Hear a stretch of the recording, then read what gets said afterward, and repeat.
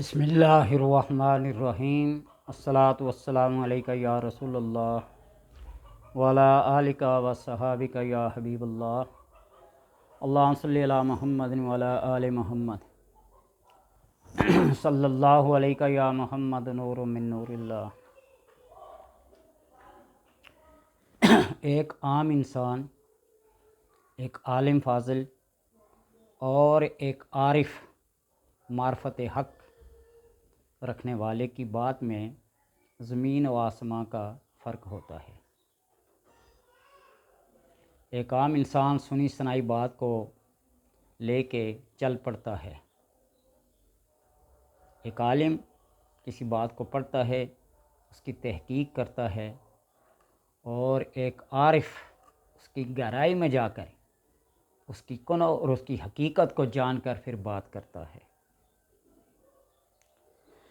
عملیات کے اندر بھی کچھ ایسا ہے، جب انسان کسی حاجت اور کسی مشکل، کسی پریشانی، کسی بیماری میں مبتلا ہو جائے تو پھر طرح طرح کے طریقے، عملیات، وظائف، ٹوٹکے استعمال کرنا شروع کر دیتا ہے۔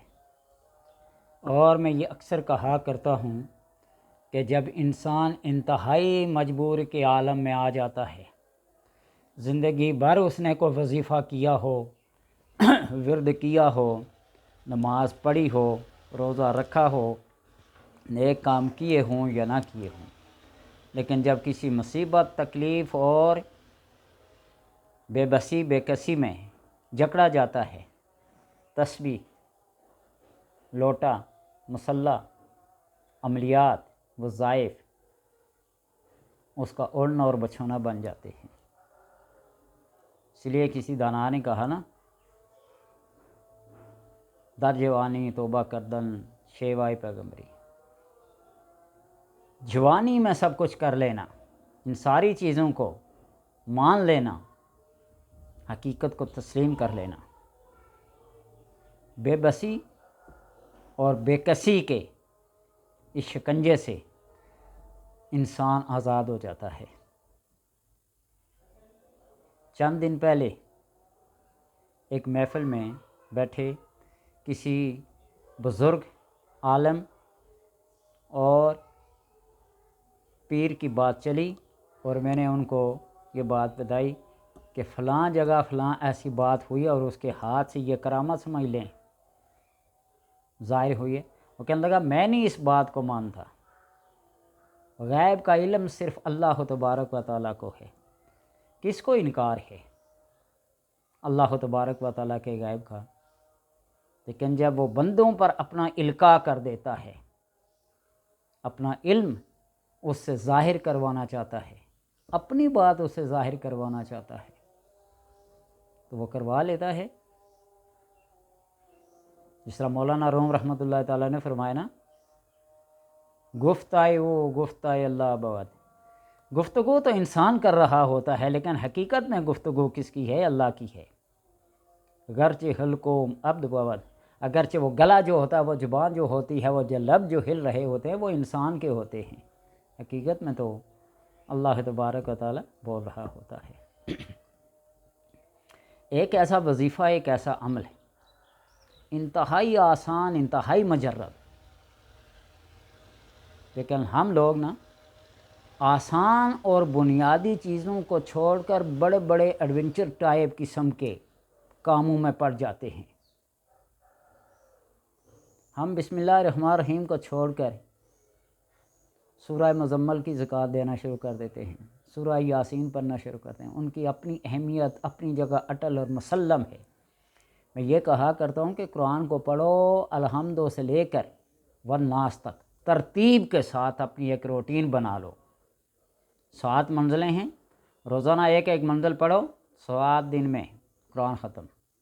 اگر ان کو آدھا آدھا کر کے پڑھو، 14 دن میں قرآن ختم۔ اس سے بھی آدھا کر کے پڑھو، 28 دن میں قرآن ختم۔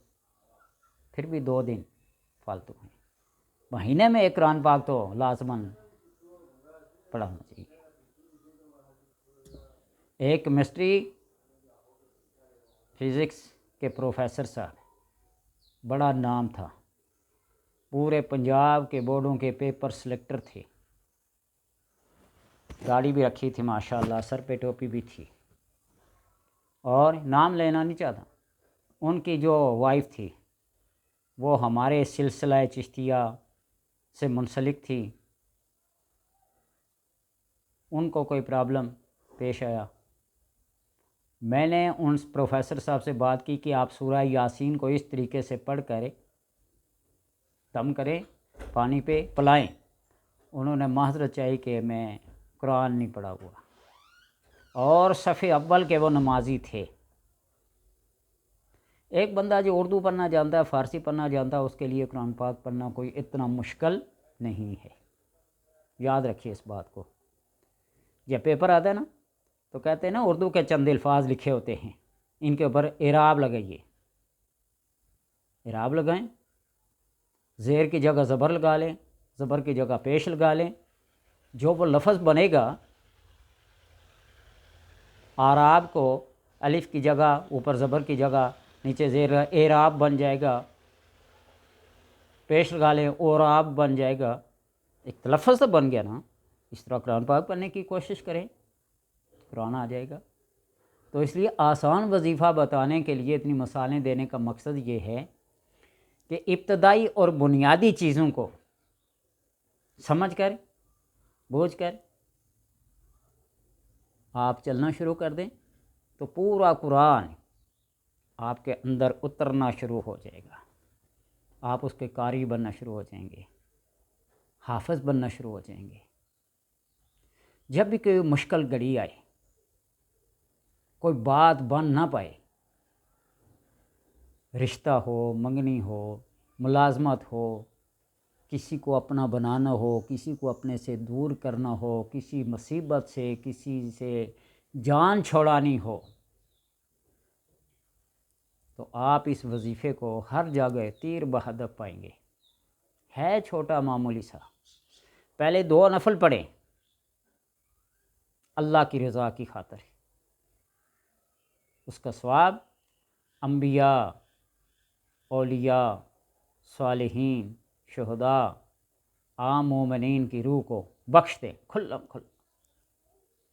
اور اس کے بعد آپ یا اللہ ہو یا رحمان ہو، یا اللہ ہو یا رحمان ہو، بحق بسم اللہ الرحمن الرحیم،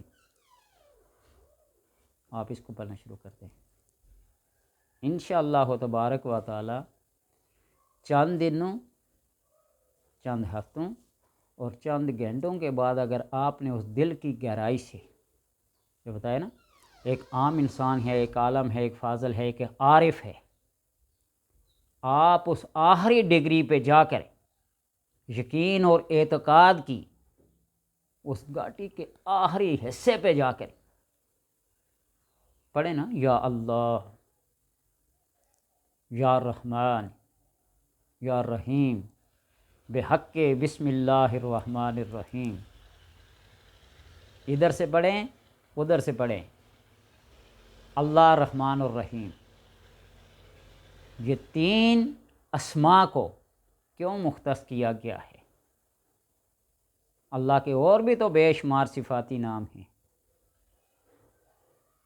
لیکن گہرائی میں جا کر آپ اس کو پڑھیں گے، دیکھیں گے تو آپ کو پتہ چلے گا۔ اللہ مستجمع لجمیع ذاتی و صفاتی، تمام ذات و صفات کو یہ اسم محیط ہے، گرے میں لیا ہوا ہے۔ اللہ الرحمن، رحمان الدنیا والآخرہ، والرحیم، رحیم الآخرہ۔ رحمان ہے اللہ، کائنات کے ذرے ذرے کو دیکھنا، حفاظت کرنا، رزق، روزی، معاملات سب اللہ کے ذمہ ہے، رحمان کے ذمہ ہے۔ ہندو، مسلم، سکھ، عیسائی بغیر کسی مذہب، مسلک، مشرب کی تمیز کیے کوئی اس کو معبود سمجھتا ہے یا نہیں سمجھتا، وہ سب کو روزی اور رزق، زندگی، ہر چیز جو ضرورت ہے زندگی کے لیے وہ عطا کرتا ہے۔ والرحیم والرحیم الآخرہ، رحیم جو ہے وہ آخرت کے ساتھ مختص ہے اس کی صفت۔ جب کرم کرے گا نا بڑے بڑے گنہگاروں پہ بھی، بڑے بڑے گنہگاروں پہ، تو وہاں بڑے بڑے پرہیزگار بھی کہیں گے کاش کہ ہم بھی کوئی چھوٹی موٹی برائی کر لیتے، تو آج اللہ اپنے ہاتھ سے پکڑ کر یوں کہتا یا میں نے تجھے بخش دیا، میں نے تجھ پہ رحم کیا۔ وہ جو آخری دوستی اور آخری جنتی نکلے گا نا، رشک کریں گے اس پر، جب اس کی سفارش کسی کی بھی سفارش کے کام نہیں آئے گی، مایوس اور نا امیدی کے آخری کنارے پہ ہوگا وہ، اور اللہ اسے کہے گا جا میں نے تجھے اپنی رحمت سے بخش دیا، مانگ کیا مانگتا ہے۔ اس کی خوشی کی انتہا کوئی نہ ہوگی، خود اللہ ڈائریکٹ اس سے مخاطب ہو کر۔ اس لیے ان اسماء کو آپ کسی مشکل، تنگی، مصیبت، حاجت، ہر چیز کے لیے جو تمہارے دل میں آ رہی ہے، تم کہتے ہو کہ بڑے بڑے وظائف، بڑے بڑے عملیات کر کے بھی حاصل نہیں ہوا، تو آپ اس کو یوں آزما لیں، یا اللہ یا رحمان بحق بسم اللہ الرحمن الرحیم، 2 رکعت نفل پڑھیں، تمام انبیاء اولیاء صالحین مقربین کی شہداء کی ارواح کو ثواب پہنچائیں، اور اس کے بعد یہ پڑھنا، کوئی زیادہ بھی نہیں پڑھنا، 100 بار ایک تسبیح پڑھ لیں، ایک تسبیح کفایت کر جائے گی ہر کام میں۔ آزما کے دیکھ لیں، یا اللہ یا رحمان یا رحیم بحق بسم اللہ الرحمن الرحیم، یا اللہ یا رحمان یا رحیم بحق بسم اللہ الرحمن الرحیم۔ لوگوں نے تو اس عام فارسی جملے کی دعائیہ کلمات سے اپنے مقاصد کو حاصل کریں، جو شیخ سعدی رحمۃ اللہ تعالیٰ نے فرمایا الہی بحق بنی فاطمہ کہ بر کو لئی ماں کنی خاتمہ۔ اسی جملے کو لے کر اپنی بڑی بڑی حاجات کو، اپنی بڑی بڑی مشکلات کو دور کیا اور حاجات کو پایا۔ بنی فاطمہ، حضرت فاطمہ رضی اللہ تعالیٰ عنہا کے بیٹوں کا صدقہ جب پیش کیا جاتا ہے نا، وسیلہ پیش کیا جاتا ہے نا، پھر بیڑا پار ہو جاتا ہے۔ بڑے بڑے نیک پرہیزگار متقی اپنی جگہ پہ، ان الفاظ کی اپنی ایک تاثیر ہے، اپنی ایک حقیقت ہے، اور جب ان اسماء کے، ان حسن اور حسن کے خالق کا واسطہ دیں گے تو پھر کیا ہوگا؟ بحق بسم اللہ الرحمن الرحیم، یا اللہ یا رحمان یا رحیم بحق بسم اللہ الرحمن الرحیم، تو پھر کیا بات نہیں بنے گی؟ کم سے کم کسی کے سامنے اپنا وسیلہ تو رکھو، اپنی بات تو رکھو، اپنی مشکل تو پیش تو کرو۔ اللہ تبارک و تعالیٰ ہی سب کام کرنے والا ہے نا، اس کے علاوہ کون ہے؟ حاجت روا وہی ہے، مشکل کشا وہی ہے، قاضی الحاجات وہی ہے، کافی المہمات وہی ہے، رافع الدرجات وہی ہے۔ اس لیے اپنی تمام حاجتوں کو اس کے سامنے گڑ گڑا کے اللہ تبارک و تعالیٰ پوری کرنے والا ہے۔ ایک دفعہ زندگی میں ضرور آزما کے دیکھیے گا۔